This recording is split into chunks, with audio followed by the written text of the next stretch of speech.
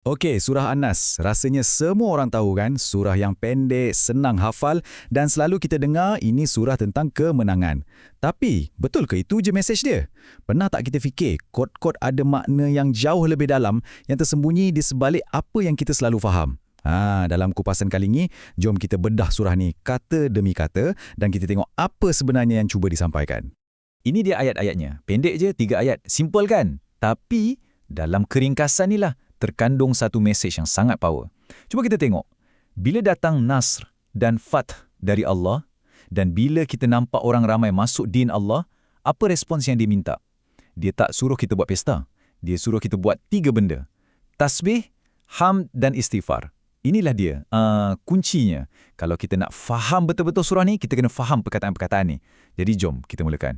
Okey, kita mulakan dengan ayat pertama. Ayat ni macam tapak dia. Dia letakkan asas untuk semua benda lain. Ada 2 perkataan penting kat sini, Nasrullah dan Fath. Okey, perkataan pertama, Nasr. Kalau kita tanya sesiapa pun, 9 dari 10 akan cakap maksudnya kemenangan. Selalunya kita bayangkan menang perang kan? Tapi persoalan yang lebih penting, adakah itu makna sebenar Nasr dalam konteks Al-Quran sendiri? Bila kita cek balik dalam Al-Quran, kita akan jumpa sesuatu yang menarik. Ceritanya jadi lain sikit.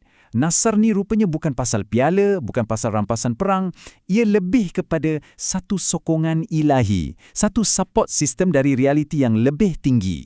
Al-Quran sebut ia datang dari sisi Allah. Tujuannya untuk bagi ketenangan dalam hati. Bukannya laporan kemenangan dari medan perang yang dirancang oleh manusia.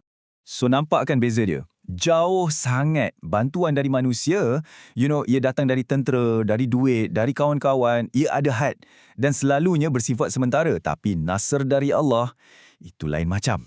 Ia sokongan dari dalam, sokongan rohani yang betul-betul align kita dengan kebenaran hakiki. Okey, kita beralih ke perkataan kedua dalam ayat tu. Fath. Yang ni pun sama. Selalunya kita terjemah sebagai penaklukan. Macam Fatu Mekah, penaklukan kota Mekah. Tapi, macam tadi juga, kita kena tanya balik, betul ke itu je maksud di dalam Al-Quran? Fath ni sebenarnya bukan pasal tawan tanah atau rampas bangunan. Ia lebih kepada pembukaan. Bayangkan macam ni, ada satu tirai tebal yang halang pemandangan kita. Tiba-tiba, tirai itu diselak. Dan, bam! Semuanya jadi jelas. Kebenaran yang dulu kabur, sekarang terang benderang dan mudah untuk diterima. Itulah Fath. Satu kejayaan dalam pemahaman di mana segala keraguan tu hilang, digantikan dengan keyakinan. Baiklah, sekarang kita dah faham ayat pertama. Ada sokongan ilahi, nasroh dan kebenaran pun dah terbuka luas. Fath. Soalan seterusnya, apa jadi lepas tu? Apa efek dia kat dunia luar? Ayat kedua jawab soalan ni. Kita akan nampak orang ramai mula memasuki din Allah. Okey, perkataan din. Ini perkataan yang sangat-sangat penting. Terjemahan yang paling common, yang semua orang tahu, agama. Tapi, kalau kita dah belajar dari Nasr dan Fath tadi, kita tahu kan, selalunya ada lapisan makna yang lebih dalam dari itu. Cuba bayangkan, din ni bukan sekadar satu set ibadah atau ritual. Fikirkan ia macam sistem operasi alam semesta ni. Undang-undang sebab akibat, sistem accountability yang mengawal semua benda. Menariknya, Al-Quran sendiri guna perkataan din untuk merujuk kepada undang-undang raja dalam kisah Nabi Yusuf. Ini tunjukkan yang din ni adalah satu sistem pentadbiran yang betul-betul berfungsi. Okey, so bila kita cantumkan semua ni, apa sebenarnya maksud orang ramai masuk ke dalam din Allah berbondong-bondong? Adakah ia sekadar orang tukar agama? Nampaknya, ia lebih besar dari itu. Ia bukan sekadar tentang tukar status agama kat pengenalan. Ia tentang satu anjakan paradigma, satu paradigm shift dalam masyarakat. Bila kebenaran dah jadi jelas, Fath. Sebab ada sokongan Tuhan, Nas. Orang ramai secara sukarela mula hidup selaras dengan sistem realiti itu. Mereka mula faham cara alam ni berfungsi. Ia satu perubahan cara pandang dunia secara besar-besaran. Dan sekarang, kita sampai ke kemuncak dia. Ayat ketiga. Boleh kata, inilah jantung surah An-Nasr. Okey, kita dah nampak kejayaan besar kat luar, perubahan besar dalam masyarakat. So, apa patut kita buat? Apa respons kita? Jawapan dia mungkin akan buat kita terkejut sikit sebab ia sangat berbeza dengan apa yang kita biasa fikir. Tengoklah, dia tak suruh kita berarak kemenangan, tak suruh buat parti besar-besaran, tak suruh bina monumen. Langsung tak. Sebaliknya, dia bagi 3 arahan. Dan ketiga-tiga arahan ni, semuanya adalah tindakan dalaman. Benda yang jadi kat dalam diri kita. Jom kita tengok satu persatu. Yang pertama, sabbih. Ini bukan sekadar cakap subhanallah je tau. Ia lebih dalam dari itu. Ia satu keadaan minda, satu kesedaran yang berterusan dalam diri kita yang mengakui Tuhan tu maha sempurna, bebas dari sebarang had atau kelemahan yang kita manusia selalu bayangkan. Kemudian, yang kedua, hamd. Sekali lagi, ini bukan sekadar puji-pujian kosong. Bukan macam kita nak bodek sesiapa. Hamd ni adalah satu pengiktirafan yang jujur terhadap realiti. Ia macam kita buka mata hati kita luas-luas dan nampak dengan jelas dari mana semua benda baik ni datang. Dan kita faham kat mana kedudukan kita yang sebenar berbanding dengan sumber segala kebaikan tu.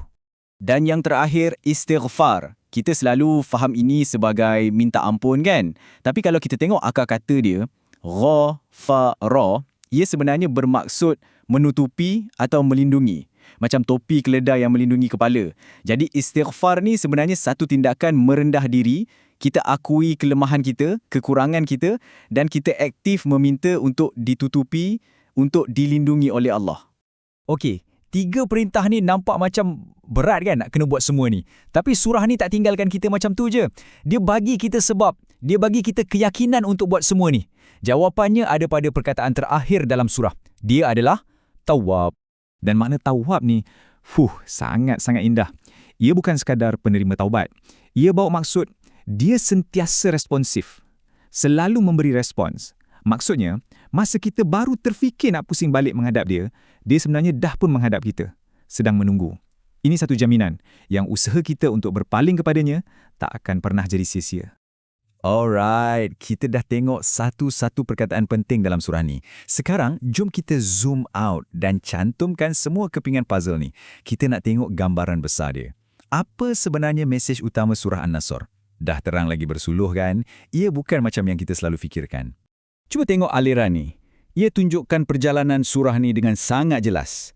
Mula-mula, ada satu peristiwa kat luar. Lepas tu, ada satu hasil yang kita boleh nampak kat luar. Tapi kemuncak dia, punchline dia, adalah satu respon yang 100% berlaku kat dalam diri. Nampak tak?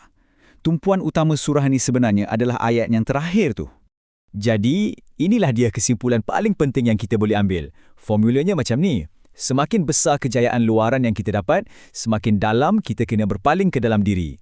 Surah ni ajar kita satu benda yang sangat penting tentang kematangan. Bila kita capai sesuatu yang hebat, respons yang paling matang bukanlah dengan berpesta sakan, tapi dengan mendalamkan lagi hubungan kita dengan sumber segala kejayaan tu. Jadi, ini tinggalkan kita dengan satu soalan. Soalan yang agak menusuk jugalah. Surah ni, dia bukan cerita sejarah semata-mata tau. Ia macam satu buku manual. Manual untuk kita uruskan kejayaan dalam hidup kita sendiri. Fikirkan sejenak. Bila kita dapat apa yang kita nak, naik pangkat ke, bisnes berjaya ke, apa-apa je lah. Apa respons pertama kita? Adakah kita jadi mabuk dengan kejayaan tu? Rasa hebat sangat? Atau kita jadikan kejayaan tu sebagai satu alarm? Satu peringatan untuk kembali ke dalam diri, untuk sabih, hamd dan istighfar. Satu soalan yang baik untuk kita fikir-fikirkan.